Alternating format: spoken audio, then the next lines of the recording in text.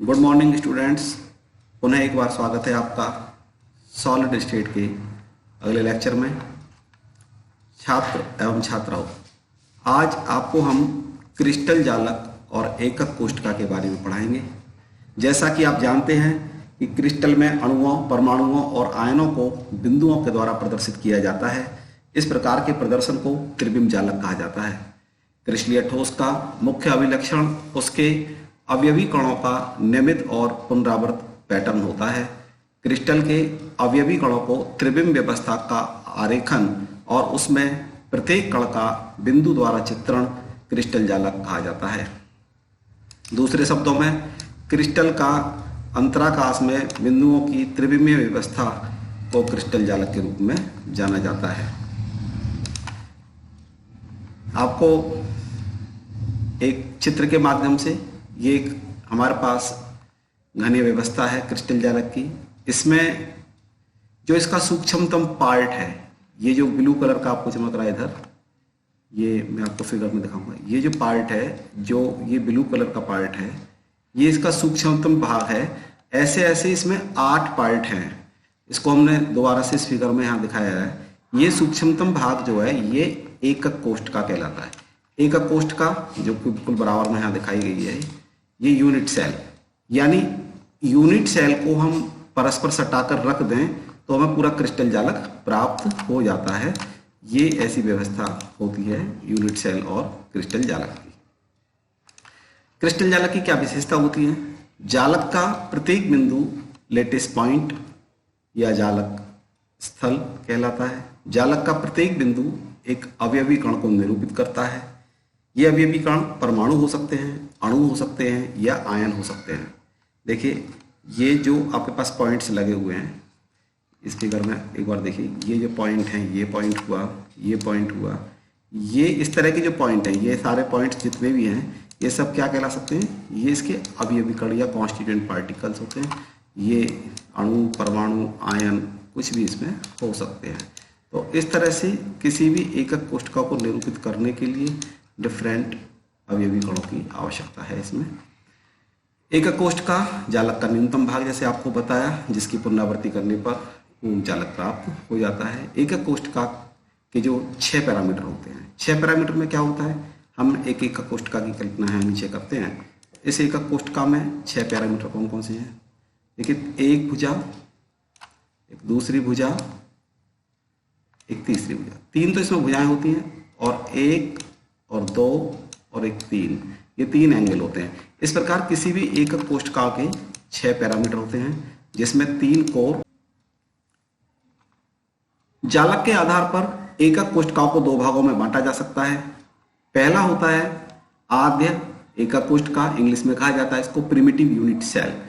वे जालक जिनकी एकक कोष्ठका के अवयवी कण केवल कोनों पर उपस्थित होते हैं, कॉर्नर्स पर। देखिए, इस चित्र में देखिए, यहाँ पर एक कॉर्नर पर ये अवयवी कण है, ये अवयवी कण है। इस तरह से प्रत्येक कॉर्नर पर, ये जो कॉर्नर्स आपको चमक रहे हैं, इन कॉर्नर्स पर क्या है? अवयवी कण है। हिसाब से ये आद्य एकक कोष्ठका के अंतर्गत होते हैं। इस तरह से आद्य एकक कोष्ठका के प्रत्येक कॉर्नर पर एक एक केवल कॉन्स्टिट्यूएंट पार्टिकल होता है। दूसरा होता है सेंटर्ड यूनिट सेल, केंद्रित एकक कोष्ठका। जालक के वे एकक कोष्ठका जिनमें अवयवी कण कोनों के अतिरिक्त अन्य स्थितियों पर भी होते हैं, केंद्रित एकक कोष्ठका कहलाते हैं। ये 3 प्रकार के होते हैं। पहले प्रकार के में बॉडी सेंटर्ड यूनिट सेल होता है। इसमें कोनों पर तो होते ही हैं, कोनों के अतिरिक्त एक बीच में भी होता है। ये देखिए, ये बीच में भी है। ये कोनों पर तो हैं, कोनों पर तो होंगे ही, लेकिन कोनों के अतिरिक्त कहां पर है? बीच में भी होते हैं। तो इस प्रकार की जो एकक कोष्ठका होती है उसको हम कहते हैं अंतः केंद्रित एकक कोष्ठका। दूसरा इसमें जो होता है वो होता है फलक केंद्रित एकक कोष्ठका। इस एकक कोष्ठका में क्या होता है कि इसमें 6 कॉर्नर्स पर, ये कॉर्नर्स पर जो है आपके पास, ये तो सभी 8 कॉर्नर्स पर हैं। इसके अलावा 6 जो फलक हैं आपके पास, ये 1 2 1 3 1 4 5 और एक 6 फलकों पर भी पूरे क्या हैं आपके पास? ये अवयवी कण या कॉन्स्टिट्यूएंट पार्टिकल्स, परमाणु, अणु या आयन कोई भी हो सकते हैं, ये उपस्थित होते हैं। इस प्रकार फेस सेंटर्ड जो यूनिट सेल होती है इसमें प्रत्येक फलक पर के केंद्र पर एक एक अवयवी कण और कॉर्नर पर एक एक अवयवी कण होता है। तीसरा प्रकार का होता है इसमें एंड सेंटर्ड यूनिट सेल, अंत्य केंद्रित। एंड मींस कहते हैं सिरे के लिए। इसमें क्या होता है कि जो अंत्य केंद्रित एक कोशिका होती है इसमें ये सिरे पर भी दो अतिरिक्त आपके पास अवयवी पार्टिकल्स होते हैं। इस प्रकार अंतः केंद्रित एकक कोशिका में कॉर्नर्स के अतिरिक्त इसके सिरों के केंद्र पर भी एक एक परमाणु उपस्थित होता है। कुल मिलाकर आद्य एकक कोशिकाएं 7 प्रकार की होती हैं। पहली होती है घनीय, ये आपके पास फिगर है घनीय के लिए, ये घनीय है। ये दूसरी वाली होती है द्विसमलंबाक्ष या टेट्रागोनल इसको कहा जाता है, इस प्रकार की होती है ये। तीसरी वाली जो होती है ये विषमलंबाक्ष ऑर्थोरोम्बिक, षटकोणीय, त्रिसमनताक्ष रोम्बोहिड्रल, एकनताक्ष और त्रिनताक्ष होती है। एक टेबल के माध्यम से हम इसको समझेंगे। घनीय एकक कोशिका में प्रत्येक भुजा बराबर होती है और अक्षीय कोण इसका 90 अंश का होता है। ये आद्य अंत्य केंद्रित फलक केंद्रित होती हैं। द्विसमलंबाक्ष में 2 भुजाएं बराबर होती हैं, तीसरी भुजा बराबर नहीं होती है और इसमें तीनों कोण 90 डिग्री के होते हैं। विषमलंबाक्ष में तीनों भुजाएं बराबर नहीं होती हैं और तीनों कोण 90 अंश के होते हैं। षटकोणीय जो व्यवस्था होती है उसमें 2 भुजाएं बराबर होती हैं, तीसरी के बराबर नहीं है। 2 कोण 90 अंश के होते हैं और तीसरा 120 अंश का होता है। त्रिसमनताक्ष में तीनों भुजाएं बराबर होती हैं, 2 कोण बराबर होते हैं और जो तीसरे कोण के तीनों कोण बराबर होते हैं लेकिन तीनों 90 अंश के नहीं होते हैं। और एक और एकनताक्ष जो होता है इसमें तीनों भुजाएं बराबर भी नहीं है, 2 कोण 90 डिग्री के, एक कोण 120 अंश का है। और त्रिनताक्ष में जो आद्य कोशिका होती है उसमें तीनों भुजाएं भी बराबर नहीं है और तीनों कोण 90 अंश के और आपस में बराबर नहीं होते हैं। हम इनको डिटेल से देखें तो ये 14 प्रकार के ब्रेविस लेटिस होती हैं। ये 14 प्रकार में कैसे होती हैं? 3 तो होती हैं घनीय, जो अभी आपको बताया। 3 कैसी होती हैं? घनीय।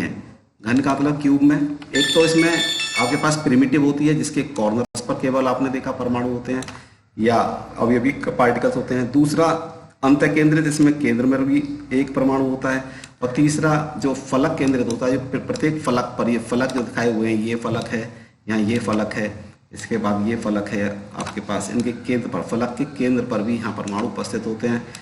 इस प्रकार ये जो आपके पास कोष्ठ फलक केंद्रित जो घनीय जालक होता है, ये फलक के केंद्र पर भी एक एक परमाणु उपस्थित होता है या एक एक हम कह सकते हैं कॉन्स्टिट्यूएंट पार्टिकल, अवयवी कण, अणु, ये आयन, ये कुछ भी हो सकते हैं, उपस्थित होते हैं।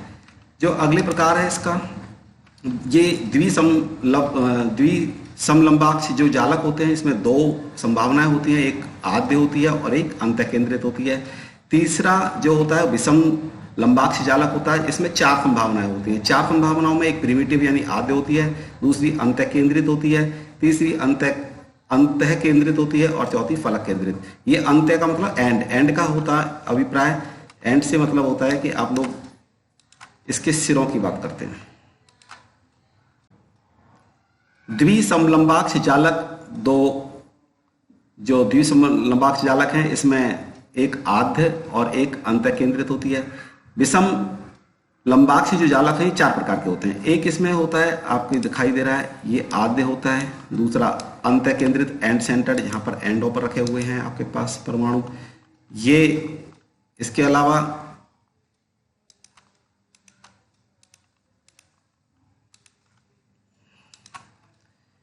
अंत्य केंद्रित जिसके बॉडी सेंटर्ड यानी बीच में एक जो अवयवी पार्टिकल होता है, ये बीच में होता है और इसके फलकों पर होता है। ये फलक जो होते हैं इनके केंद्र पर होता है, फलकों के केंद्र पर एक एक अवयवी पार्टिकल होता है। इस प्रकार ये फलक केंद्रित स्ट्रक्चर होता है। तो ये 4 आपके पास जो कैटेगरी होती हैं विषम लंबाक्ष के लिए होती हैं। अगला जो प्रकार होता है इसका वो होता है एक नताक्ष जालक मोनोक्लिनिक, ये 2 होती हैं। इसमें असमान भुजाएं और 2 फलकों के मध्य 90 अंश से अधिक या कम जो भी कोण हो सकता है। इसमें एक प्रिमिटिव और एक एंड सेंटर्ड होती है। एंड सेंटर्ड जिसके किनारों पर जो एंड होता है इसके सिरों के मध्य में या हम कह सकते हैं विकर्णों के कटान बिंदु पर एक एक अवयवी कण होता है। षटकोणीय जालक में एक भुजा लंबाई में अन्य 2 से भिन्न होती है। 2 फलकों के बीच में 60 अंश का कोण होता है और त्रिसमनाताक्ष में सभी भुजाएं समान लंबाई की और दो फलकों पर 90 अंश से कम का कोण होता है। त्रिनताक्ष में ट्राइक्लिनिक, इसमें 3 असमान कोण और 3 असमान भुजाएं होती हैं, इनमें कोई भी कोण 90 अंश का नहीं होता है। अब बात करते हैं एकक कोष्ठका में अवयवी कणों की संख्या की। हम कैसे अनुमान लगाएंगे कि किसी भी एकक कोष्ठका में, किसी भी यूनिट सेल में कितने अवयवी कण हैं, कितने एटम्स हैं या आयंस हैं। तो सबसे पहले हम बात करते हैं आद्य घनीय एकक कोष्ठका की। आद्य घनीय एकक कोष्ठका में अवयवी कण केवल कोनों पर होते हैं, जैसे कि आपको इस फिगर में दिखाया कि केवल कोनों पर हैं। इस तरह से ये अवयवी कण केवल कोनों पर होते हैं। अब ये जो कॉर्नर होता है अभी अकेला तो है नहीं, इसके आसपास क्या होता है कि इसके आसपास और इसी तरह की और भी एकक कोष्ठका होंगी। जब एकक कोष्ठका होंगी तो प्रत्येक जो परमाणु है अपने निकटवर्ती 8 निकटवर्ती कोशिकाओं से घिरा हुआ है, एकक कोशिकाओं से घिरा हुआ है। देखिए आप, एक ये आपके पास जो एकक कोष्ठका है, ये जो परमाणु है ये 8 से घिरा हुआ है। देखिए 4 नीचे हैं और 4 ऊपर हैं। इसका मतलब है कि इस परमाणु का केवल 8वां हिस्सा ही एक विशेष एकक कोष्ठका से संबंधित है। एक फिगर में देखिए हमने परमाणु का 8वां हिस्सा इसमें दिखाया हुआ है।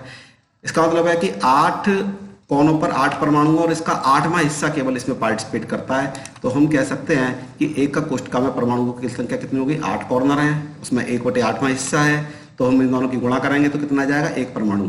अर्थात हमारे पास जो प्रिमिटिव यूनिट सेल होती है, अर्थात जो आद्य घनीय एकक कोष्ठका होती है, उसमें परमाणुओं की संख्या कितनी होती है? 1 होती है। अब बात करते हैं अंतः केंद्रित यानी काय केंद्रित घनीय एकक कोष्ठका में कितने हमारे पास जो अवयवी कण होते हैं।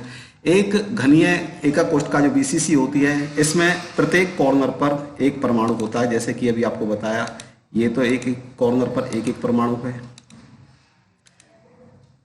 अब इसके अतिरिक्त क्या होता है, इनके मध्य में जो इनके बड़े वाले विकर्णों के कटान बिंदु पर भी एक परमाणु है। अर्थात कुल मिलाकर आपके पास क्या है कि 8 कॉर्नर पर एक एक परमाणु है और एक सेंटर में भी परमाणु है। तो इसकी जो व्यवस्था होगी, इसको हम यदि गोले के रूप में माने तो हम कैसे दिखाएंगे? इसको दिखाने के लिए हम दूसरी फिगर की कल्पना करते हैं। ये आपके पास 8 गोले हैं और इनके बीच में एक गोला रखा हुआ है। ये जो बीच में गोला रखा हुआ है, ये 8 के बीच में है। अर्थात ये तो पूरा एकक कोष्ठका के अंदर आ गया ना, लेकिन ये जो 8 हैं आपके पास, इनका 8वां हिस्सा ही तो इसमें पार्टिसिपेट कर रहा है। तो हम कैसे कैलकुलेट करेंगे? 8 कोने गुणा 1/8, तो कितना हो जाएगा? 1 परमाणु तो हो गया कॉर्नर का और एक बीच में है हमारे पास केंद्र पर, तो कुल मिला के 1 परमाणु यहाँ हो गया। इस प्रकार प्रति एकक कोष्ठका में परमाणुओं की कुल संख्या कितनी हो गई? 1 + 1 = 2 परमाणु। अर्थात जो बीसीसी होता है, बीसीसी की एकक कोष्ठका में परमाणु की संख्या कितनी होती है? हमारे पास 2। अब बात करते हैं फलक केंद्रित घनीय एकक कोष्ठका की। फलक केंद्रित घनीय एकक कोष्ठका को समझने के लिए इसके प्रत्येक कॉर्नर पर एक एक परमाणु है। ये तो हम देखते हैं, एक एक परमाणु है प्रत्येक कॉर्नर पर। अब बात करते हैं कि और कहां पर है। अब है इनके फलक पर। फलक का मतलब है एक पहले फलक के बीच में है यहाँ पर, एक यहाँ पर 2, एक आपके पास 3, एक 4, एक 5 और एक सामने फलक पर 6। कुल मिला के 6 परमाणु ये हो गए आपके पास। तो कैसे कैसे पार्टिसिपेट होता है? पार्टिसिपेट करने के लिए हम जरा बराबर वाली फिगर को देखते हैं कि इसमें ये जो फिगर है, इसमें जो फेस वैल्यू है, फेस वैल्यू में केवल हमारे पास क्या होगा कि आधा हिस्सा पार्टिसिपेट करेगा। ये जो दिखाई दे रहा है आपको, अभी दूसरे कलर से देखते हैं, ये जो हिस्सा दिखाई दे रहा है ये फेस का है। तो 6 फेस पर आधे आधे, अर्थात जो 6 परमाणु हैं उनका आधा आधा हिस्सा, कुल मिलाकर 3 परमाणु, 8 कॉर्नर का 1/8 हिस्सा यानी 1 परमाणु। कुल मिलाकर फलक केंद्रित घनीय एकक कोष्ठका में परमाणु की संख्या कितनी हो गई?